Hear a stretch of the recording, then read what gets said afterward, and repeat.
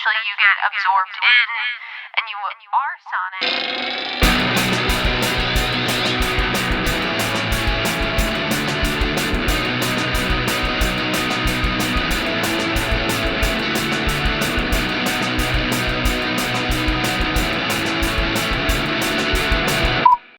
Hey everybody, welcome back to No Repeat. It's a podcast where we pick 3 songs every week with no repeats and no do-overs to create a perfect playlist for every occasion life throws at you. I'm Taylor Olmstead and I'm joined by my co-hosts, Tyler Reed. Hey, great to see you. Hey, hold on. Just listen. I'm like really happy to see you, but can you hold on? You gotta listen. I found this new song. You gotta. Yeah, no. No, I get it, but like, oh, well, all right, never mind. Just forget it. And Sean Evans. Does anybody else think that it's really unlucky to leave your stereo on 13 in your car? Or is that just an odd superstition that I have? That's an odd superstition that you have, but Okay. I do think that every car has a sweet spot on the stereo volume. Yeah, that's true. Mine, Windows up, it's 10. Windows down, it's 14. Don't know why. I couldn't tell you what my numbers are. Listeners, mine's write in 30. with your stereo numbers. Yours is 30? Yeah. Does your stereo go to 100? It goes to 45. Oh, weird. Mine only goes to 20. Anyway. There is kind of, I feel like a lot of stereos have that. It's exactly what you said. Like after a certain, that's how decibels work, right? They're exponential. Yeah. So once you get to a certain point, it's kind of, you're just like never getting any louder. I feel like we have a TV at my house that does the same thing. Like the difference between 2 and like 22 is minimal. It's so bizarre. I'm like, there's no quiet version on this television. I also have a television like that, and it's super annoying when you switch apps because Hulu is really quiet and all the other apps are not. But this isn't a show about streaming apps. Tyler, what was our challenge this week? This week we were challenged to find the perfect song for songs to restart before your friend gets in the car so they can hear the cool part that they'll inevitably not notice. Submitted by Andrew. Don't find him online, but listen to his band Loyal Conscripts. We've all done this, right? I feel like we've all done this to each other. Surely. I'm very much a shh, listen, this part's really cool type of person. Yeah. Like, that is a personality trait of mine. Do you guys do that? Do you, make people stop and listen to things? Or do you just, let it wash over them and they can enjoy their ignorance and bliss until they bring it up? Oh, my music's for me. Your music's for you, and if someone else appreciates it, that's good for them. That's great. And then I love them even more. But I'm not gonna, ask them to appreciate my music even more. But if you want to know the easy way to my heart, if it's not obvious on this show. This is what you say to Sean. You get in his car. You don't comment on anything else. You just say, this song's cool. Damn. Woo! Even if you've heard of the band and just tell me that you haven't. Yeah. It's like a cherry on top. Oh, Who's this? Oh. How long have you been listening to them? Oh. The Beat-Alls? Interesting. Interesting. Is this the AI one or the The WHO? I didn't know that was a band. The World Health Organization.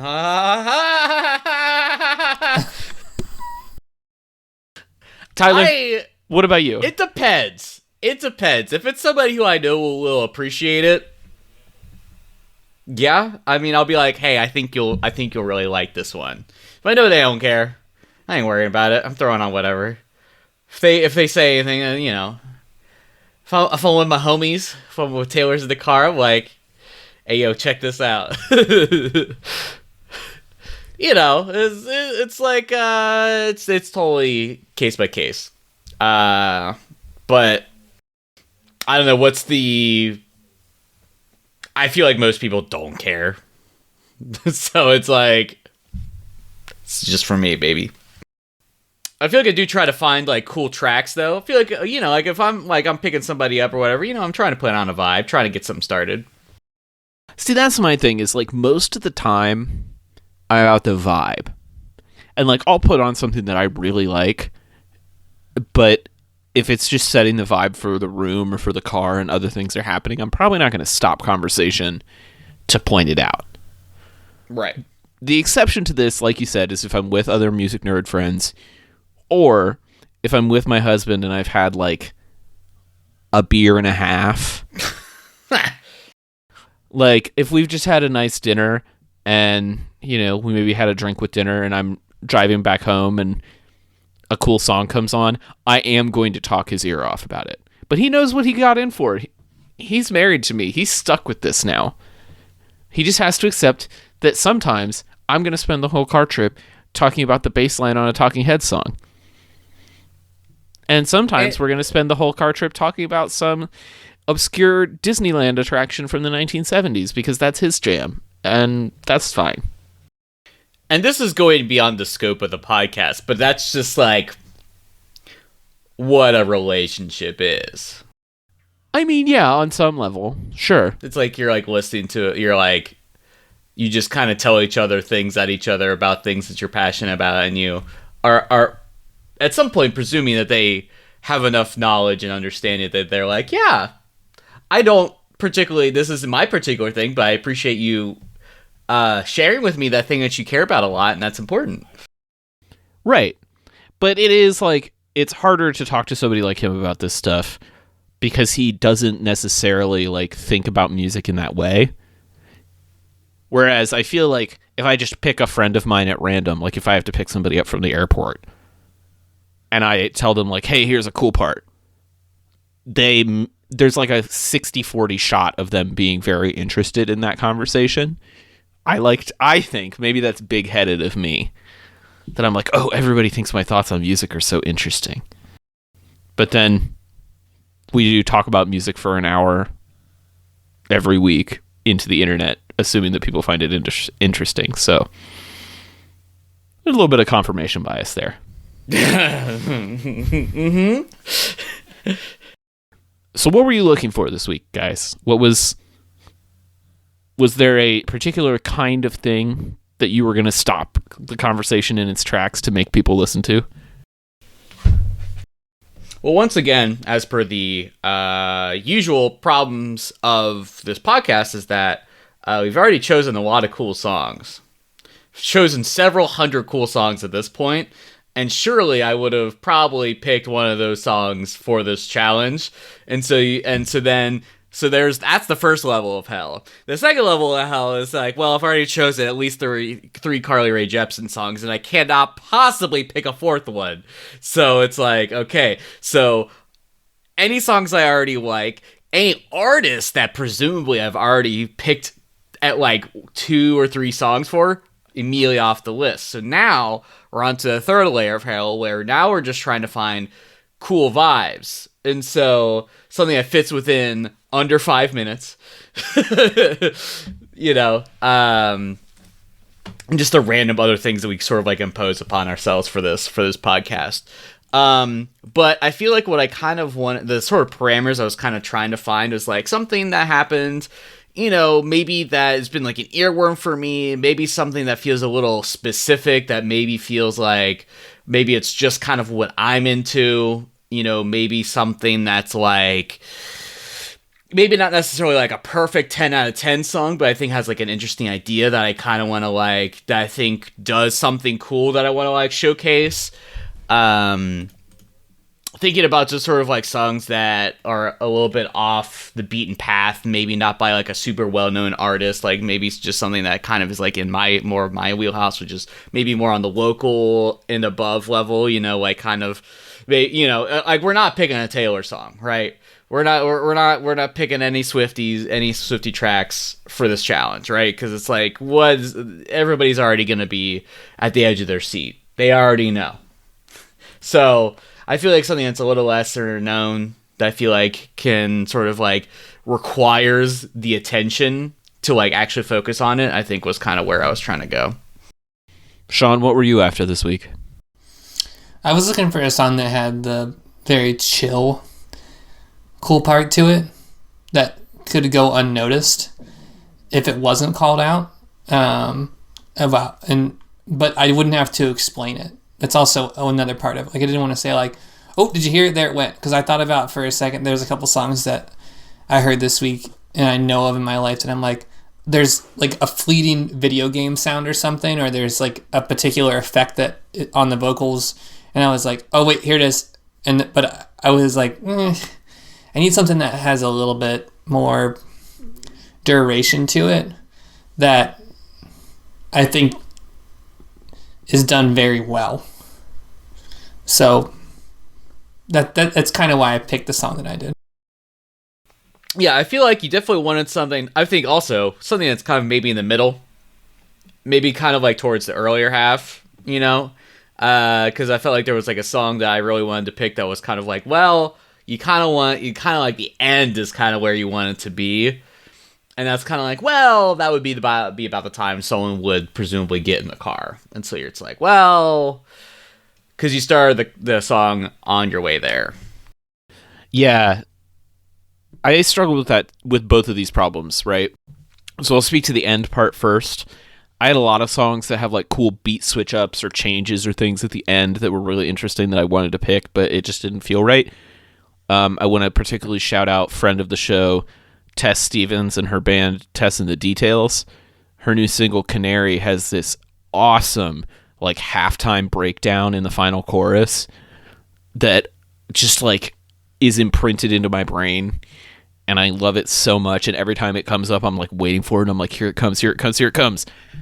But it truly is just like the last chorus / outro of the song, and so it felt hard to be like, well, am I going to rewind this whole song to like get people used to the pattern of the chorus to then hear this alt version of the chorus? Right. Like, that feels like a lot.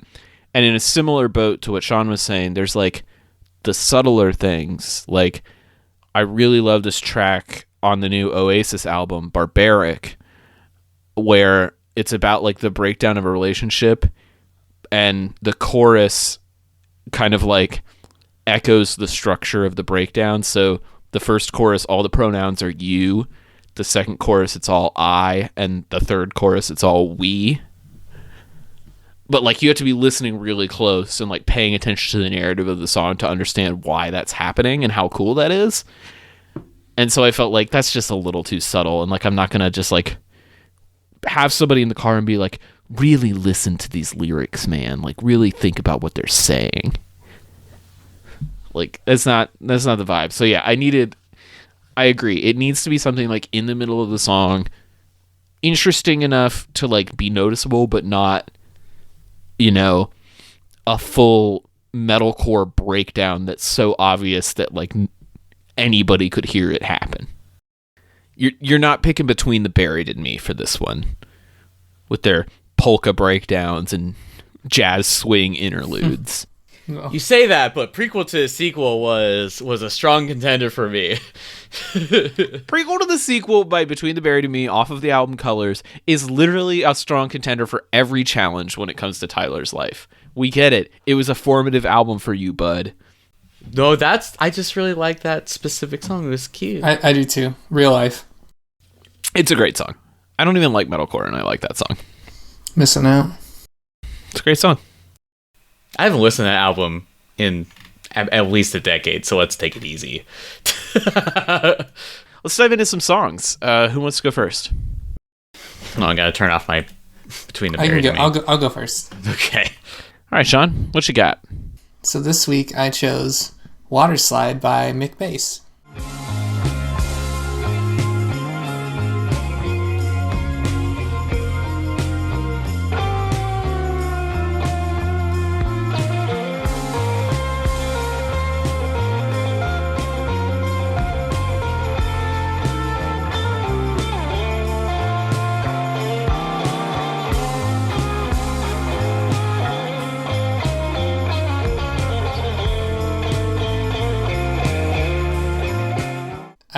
The reason that I even found out about this song was because the illustrator that does the video is somebody that I've seen their work all over the place. Have you seen them all over the place, Tyler?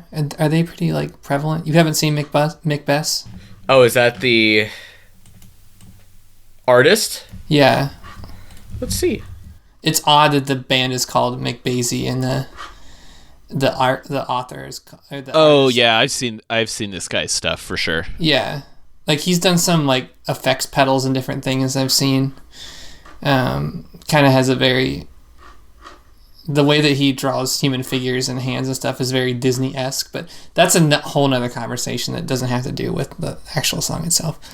I think the other day, maybe a few weeks ago, was the first time that I like consciously heard a lot of Steely Dan consecutively. And I think I realized that having never listened to Steely Dan, I know a lot of Steely Dan just given the musicians that I listen to, and there's a very heavy influence of that on here. But the part of the song that I thought was really cool actually comes, it starts with the instrumental, which is about 2:05, but the most important instrumental part is probably closer to 2:50 when you go into the guitar solo.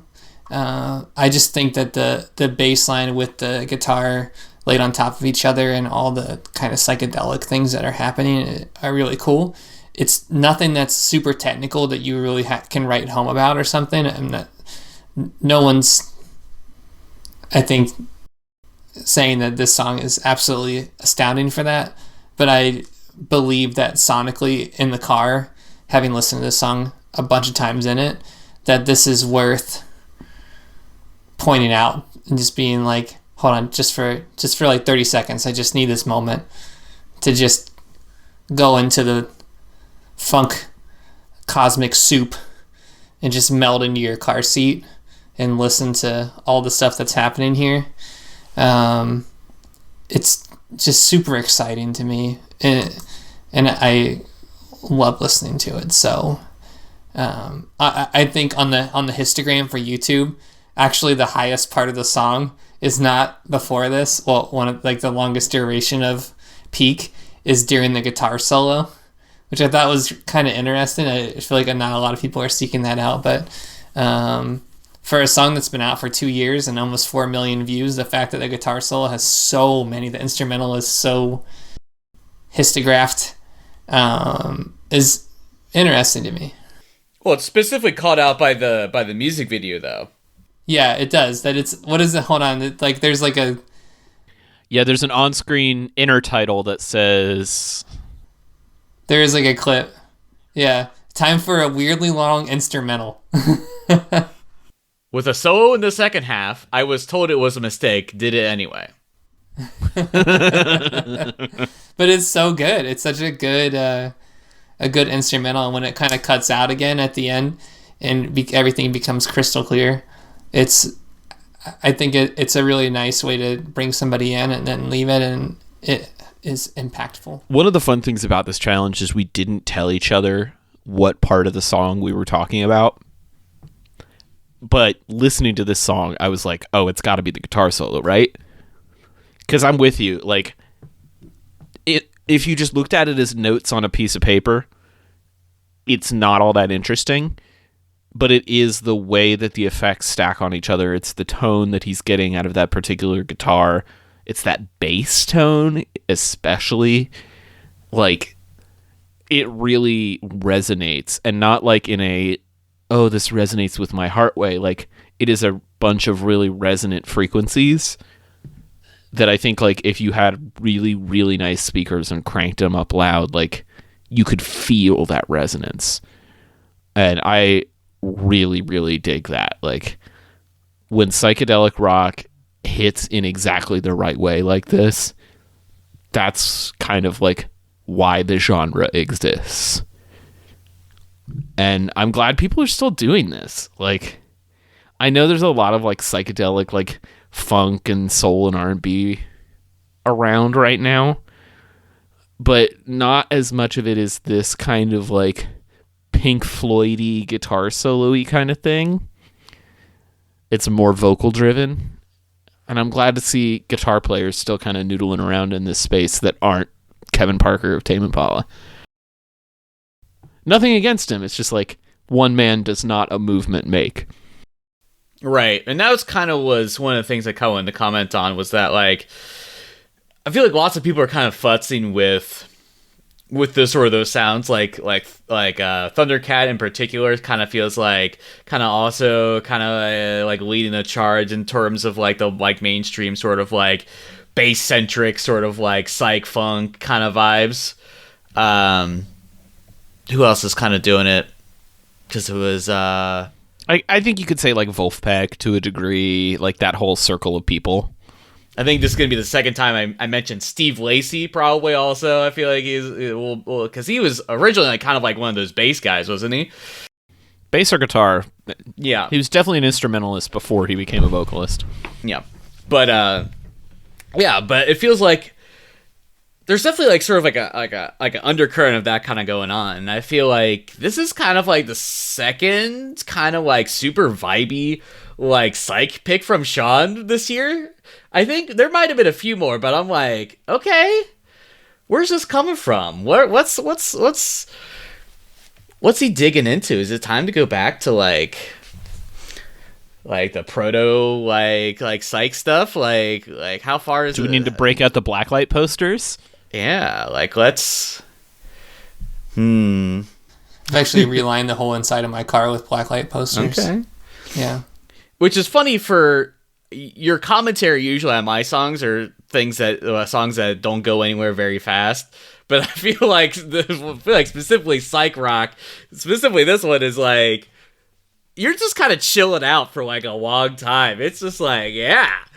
But I think the parts you're getting excited about is sort of like what's under the hood, sort of like the mechanical parts, the techniques and the tools and stuff, which is also, you know, like the part that I don't get. So I'm like, what's going on here? I don't get it.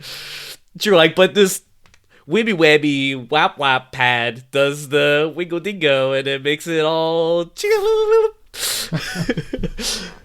But yeah, I mean, I think it's funny that you gave us the specific music video because it does kind of call out like the part that you kind of wanted to like focus on. Because I'm like, oh well, I guess I'm paying attention to it now. But you're right, it's a very unassuming sort of like section of this song that I feel like if I was listening to the car, I would not pick up at all. You know, I'm like, yeah, it still sounds cool. I'm not like, oh yeah, let's check in on this little guitar solo. You're like, yeah, the vibes are good. They're still good. So I feel like I don't know if I know how to quantify success in this challenge. Is it that I didn't notice and that you telling me made me notice, or that I already noticed before you told me when to notice, and so therefore it's a failure? So I don't know. But I mean, it's cool. I'm into it. Tyler, tell us about your song. We're gonna have a little emotional sandwich here. This week I chose "You Know What I Mean" by Josele, Poet. Trying, but I don't want anybody to know me. No, I don't want anybody to know me.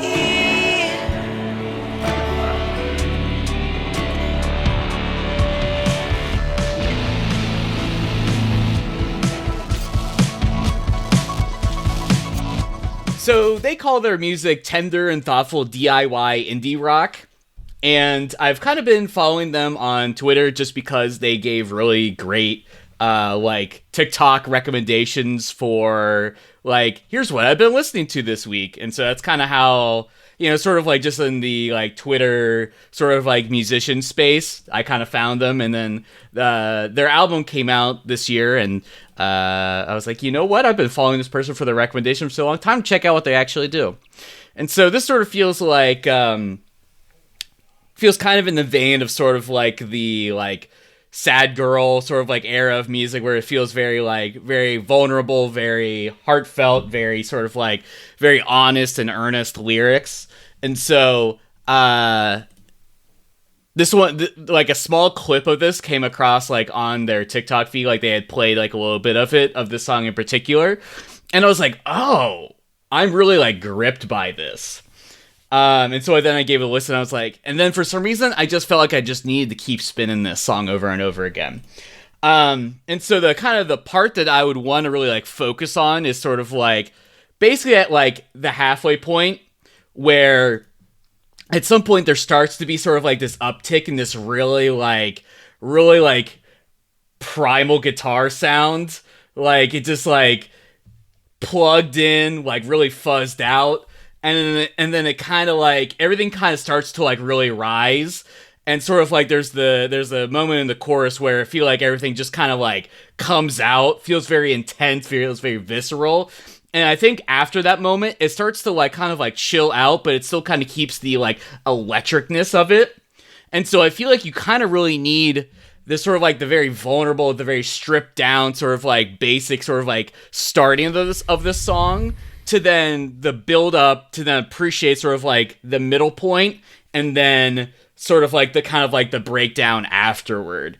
And so I feel like the point is like, I feel like if you're listening to a song at like, you know, like if you get in the car at like 3:30, like you're already, you know, like that's kind of like on the cool down, right? It feels like this rising tension has already sort of like passed and dissipated. And so it feels very unassuming at that point. But that's like not really counting this really intense moment like right before. And so I feel like that's really essential for like this middle part to be heard, to be appreciated fully. But I mean, I just think the song's just really cool. It feels very rough and raw. Like I feel like it's almost like sort of like this is a starter song, so it feels like there's gonna be more coming. But I feel like it does a good job of sort of like it's maybe less of a traditional like A-B pattern and just sort of like just has like a real thing it's just trying to say, and then it just kind of moves on to the next thing. And I also just think that the lyrical content is just really heartfelt and nice and feels specific, and I like the specificity of it. So Yeah, once again I guessed what part you were talking about almost immediately the first time I heard it. And I think you're spot on. I'm glad you called out the structure, because that was something that I was struggling to like put words to before you said it. It is like kind of like climbing a mountain and then coming down the other side, like, or like a workout and a cool down, right? Like you need the full 5 minutes to get all of the emotional beats of the song.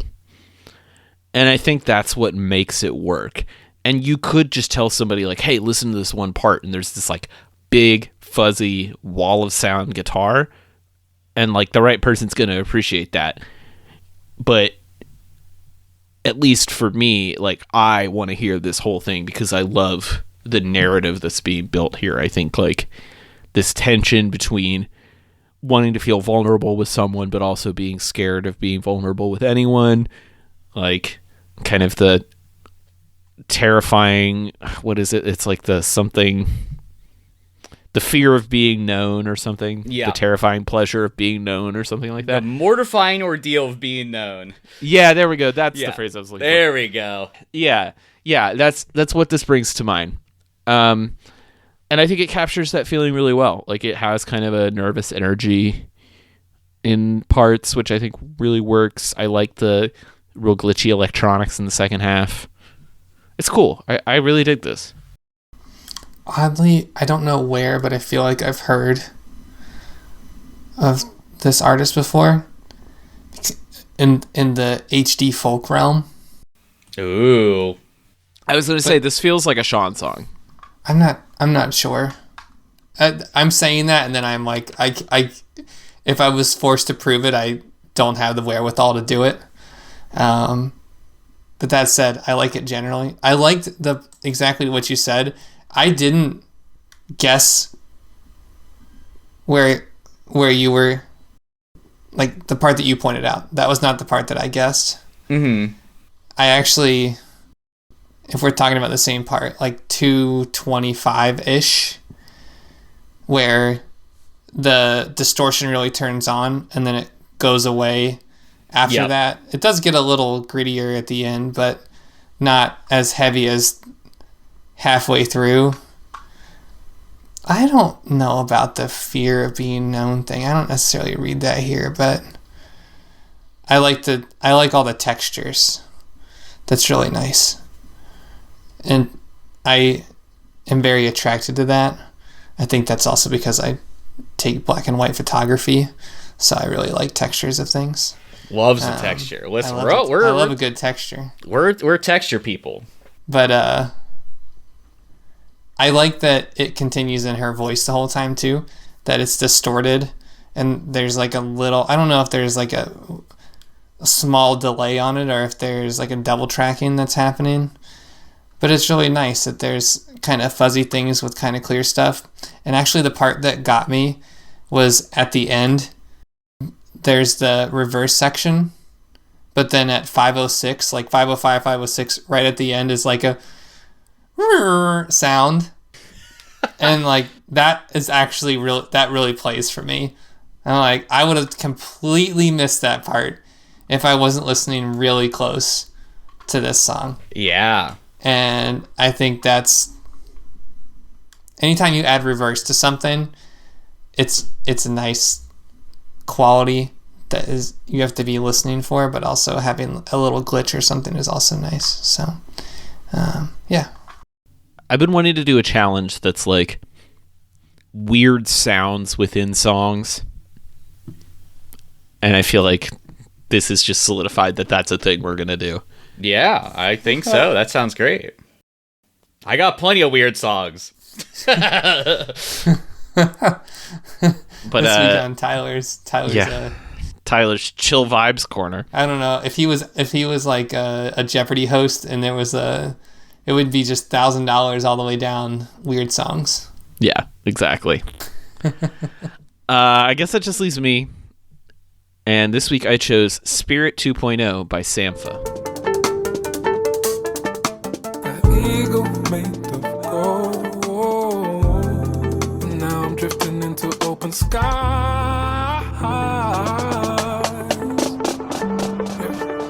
And I ain't scared as before. Ain't as scared as before. Waves will catch you. Life will catch you. Love will catch you. Spirit can catch you. Faith will catch you. Friends will catch you. Sampha is a UK-based singer, rapper, producer, piano player. He's all over other people's records, but this is only his second solo project. And the previous one came out 6 years ago, 6 or 7. And I was obsessed with it at the time. And I saw him live, and it was incredible to watch him. Like, he's a very unique performing artist. And so when the new album came out, I was like, I need to like really sit down and listen to this, because I know it's going to be like kind of a sonic tapestry. Like, there's going to be a lot to listen to, and there is.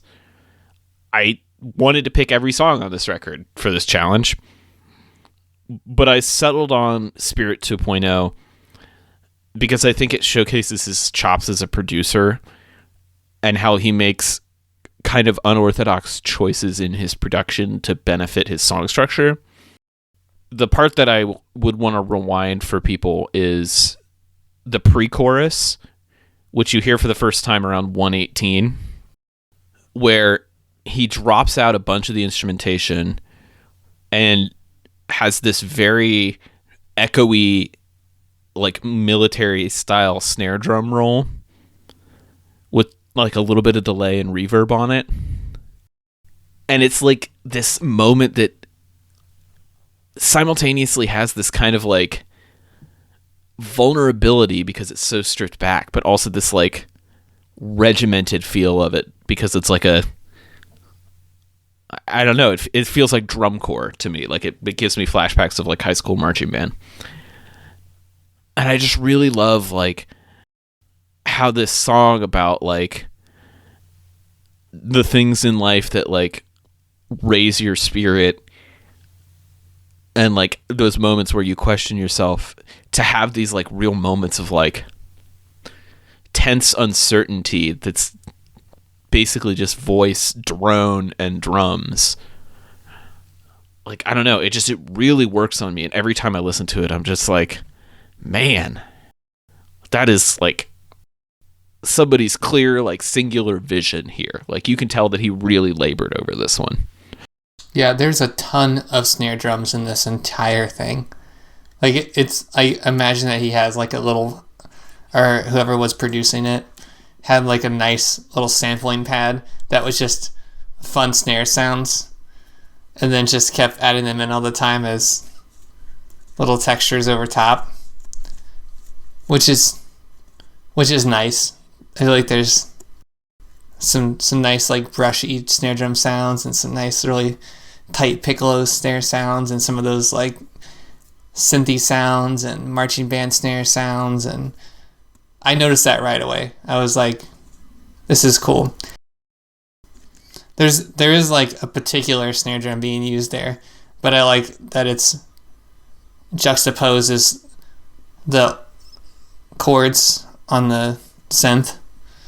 That's nice. So it's just his voice, the snare, and the synth chords, and it moves nicely. And I like that there's a reverb on a lot of this too, especially on the synth and the piano parts. There's just like, as soon as it's one of those kind of reverbs that, I don't know, maybe this is a weird way to describe it, but it like sucks the air out of stuff. Yes. That is a very bizarre kind of reverb that acts really well with space, if that makes sense. Like it's like you need like negative sound space to have that really be there all the time. I get that. I like this challenge because it asks you to dissect something and listen for it. And then if you're listening to this and then maybe you hear that too, and if not, then that's great if you hear something else. But I think this is probably what the artist hears. So I like this. Your song in particular, it really speaks to, if you're writing music, this is the kind of thing that you hear the whole time versus it just kind of falling apart, or just taking it. I always felt like people who understand literature or understand English at like a very high academic level see a beauty in text that is just lost on me. And I often have thought of that as like a superpower. That there are different things that you can see, or like poets understand, or something along those lines. And yeah, Well, that's a sort of about this is everything, very though. much like that. Sort of Is it, everything though? has. Well, I mean, what do you? I'm just kidding. No. I would say that not to derail Taylor's guitar. It's just, this feels sort of relevant in that way, because it's like, you know, I went to like an art gallery, and I had my friends look at like an abstract painting, and I was sort of like tried to like, they did not understand what was like happening, or like why it could be interesting. A piece that is essentially has, I mean, there's like a meaning that the artist somehow ascribed to it, but like it was not inherent to upon visual, as opposed to like a painting that is like of a thing. Here's a non-representational thing, and at some point like you eventually understand how people think and how people create, and so that creates, you know, like an understanding. So I feel like I feel like with creativity just in general, I think that really lends itself to people who have a more informed opinion about, or a informed understanding of these topics can understand the minutia of it. And so, that being said, I really feel like this song is very unassuming. I feel like I like listened to it, I was like, yeah, cool. You know, because I know you had you had put them on the like sort of as like a thing to watch out for like our podcast or our Patreon podcast, right? That I feel like I listened to like a little bit of it, but I haven't really like dug into it too much. But I've heard like really great reviews, and so you were saying that specifically was a producer first, like he like specifically was like making like beats and stuff. It's kind of hard to know like what his contribution to anything is, because like so many people work on everything nowadays. Yeah, but he's done some form of like background vocals or pianos or synths for Kendrick Lamar, Frank Ocean, Subtract, Jessie Ware, Travis Scott, Kanye West, and Solange. Yeah, so like lots of people that probably would appreciate someone who can do a lot of different like sort of like beats or like different instruments and also like vocals and stuff. So like, and that feels clear.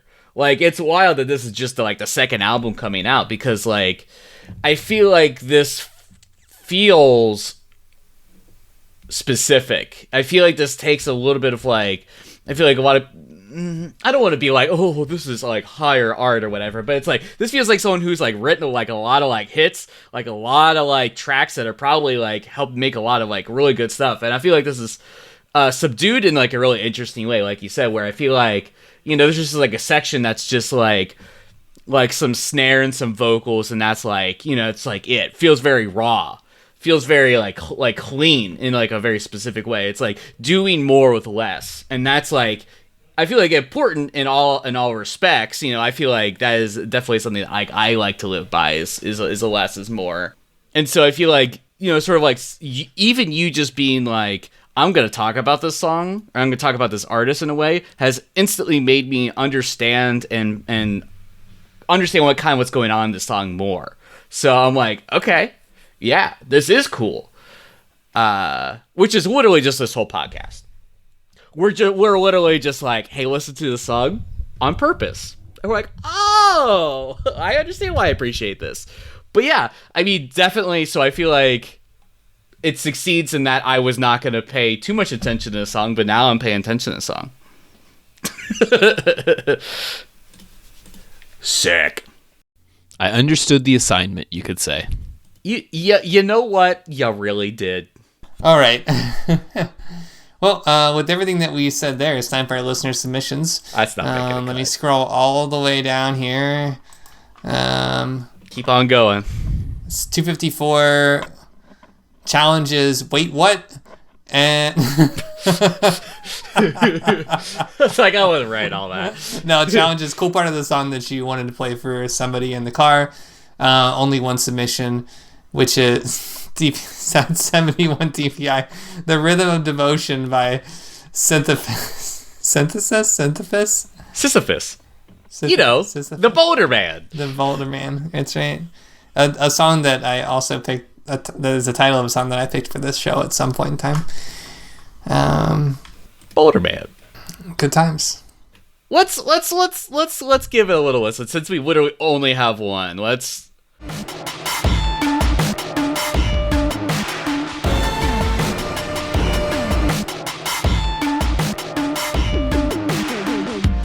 This is how I wanna love you, with an open heart and an open hand.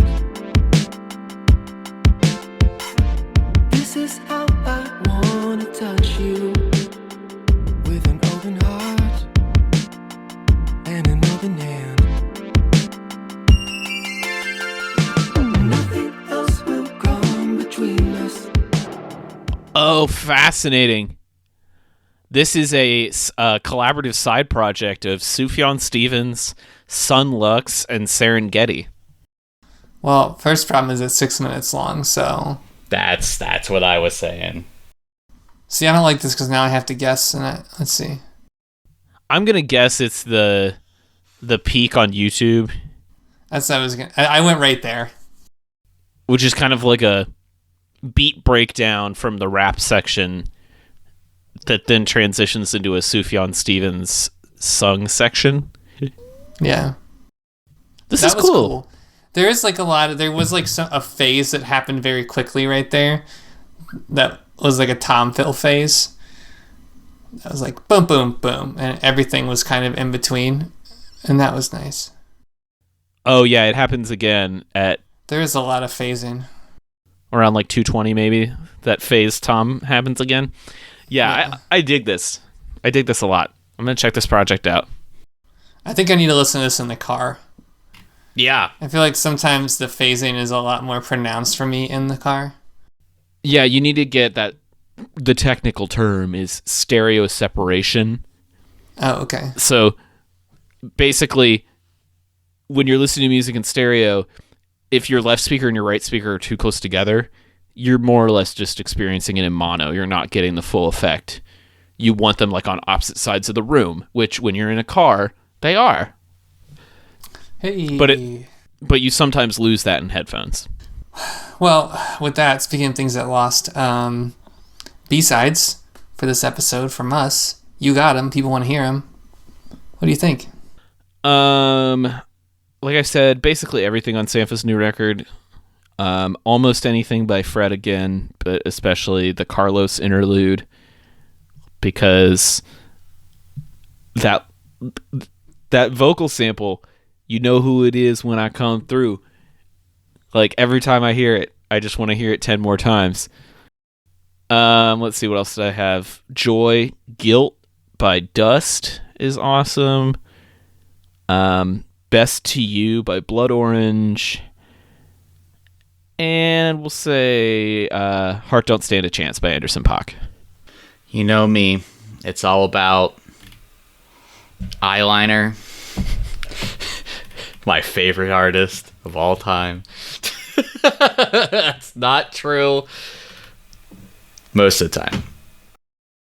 I thought your favorite was Attack Attack. I mean, depends on the day. And which multiverse. A hard look at something hard to look at by Low the Loyal Conscripts.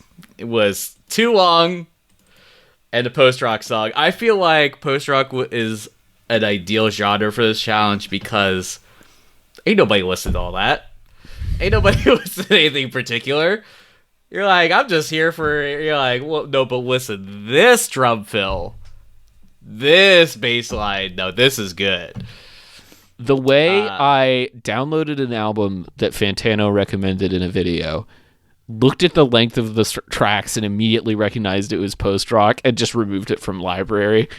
Oh, come on. There are 2 songs that are 26 plus minutes long. I'm sorry, I can't do that. All right. I didn't realize it was a change of seasons long. I was figuring like 8 minutes.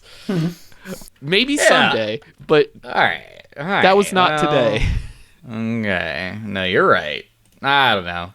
There's a lot of weirdo songs out there that have one cool thing in it, but that's all I'm gonna say.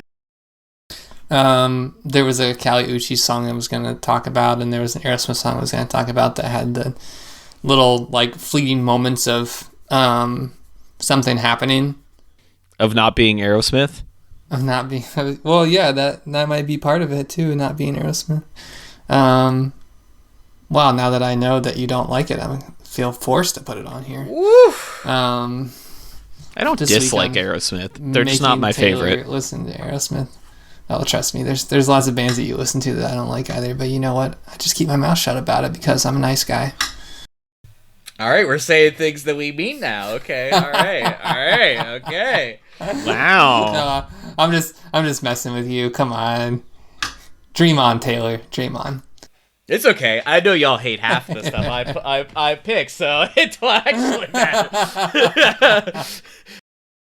Tyler, if people want to feel that sweet emotion with you, where can they do that?